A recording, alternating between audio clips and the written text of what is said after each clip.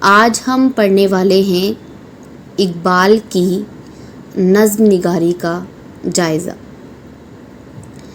اقبال کا نام محمد اقبال تھا، سیالکوٹ میں پیدا ہوئے اور شاعر مشرق اقبال کو کہا جاتا ہے۔ کسی بھی شاعر کی نظم نگاری کو پیش کرنے سے پہلے یا غزل گوئی کو پیش کرنے سے پہلے ہمیں یہ خیال رکھنا ہے کہ اس کا تھوڑا سا تعارف پہلے پیش کر دیا جائے۔ تو اسی لیے اقبال کے بارے میں جو بھی ہم جانتے ہیں اس کے بارے میں تھوڑا بتا دیا جائے۔ اقبال کا نام ایسے شعراء میں شمار ہوتا ہے جو ہماری زبان کے مفکر شاعر ہے۔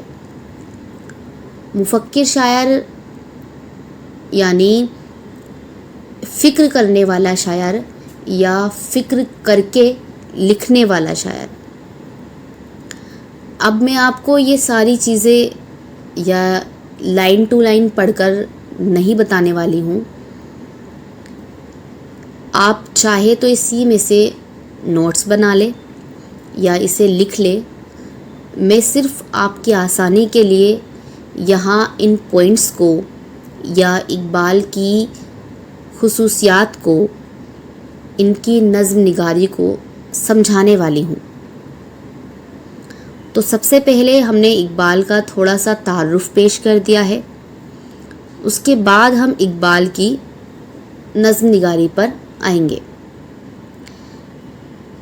اقبال کی پہلی خوبی یا ان کی نظموں کی پہلی خوبی ہے اقبال کا لب و لہجہ۔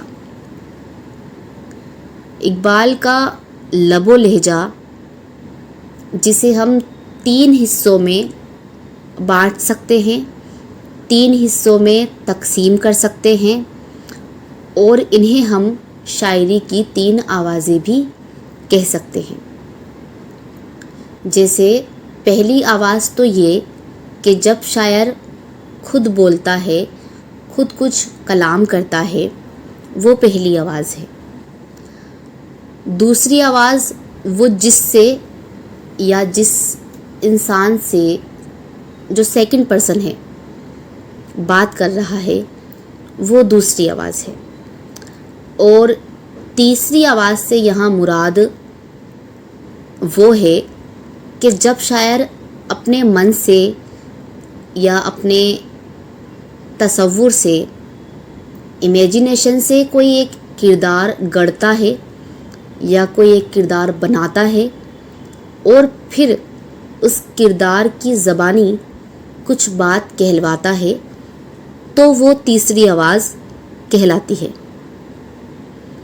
دوسری خوبی اقبال کی ہے فکر و فن کا حسین امتزاج، یعنی اقبال کی شاعری کی ایک خاص خوبی جسے ہم کہہ سکتے ہیں وہ ہے فکر پلس فن، یعنی اس میں فکر بھی ہے اور کلا بھی ہے، آرٹ بھی ہے۔ کیونکہ ہم دیکھتے ہیں کہ اقبال کی شاعری میں ہمیں فکر کے پہلو بہت اچھے سے نظر آتے ہیں۔ اقبال ایک ایسے شاعر کے طور پر ابھر کر آئے ہیں جنہوں نے اپنی شاعری کے ذریعے اپنے پیغام کو دنیا تک پہنچایا۔ اقبال نے صرف شاعری ہی نہیں کی ہے، بلکہ انہوں نے اپنے عمل سے، اپنی تلاش اور جستجو سے، اپنی فکر سے شاعری کے پہلوؤں کو روشن کیا ہے۔ تیسری خوبی جو ہمیں اقبال کے یہاں نظر آتی ہے وہ ہے رمزیت اور اشاریت۔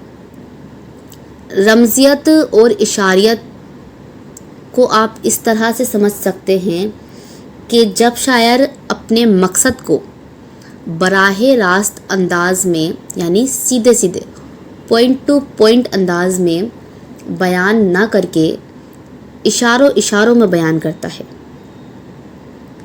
اور اپنی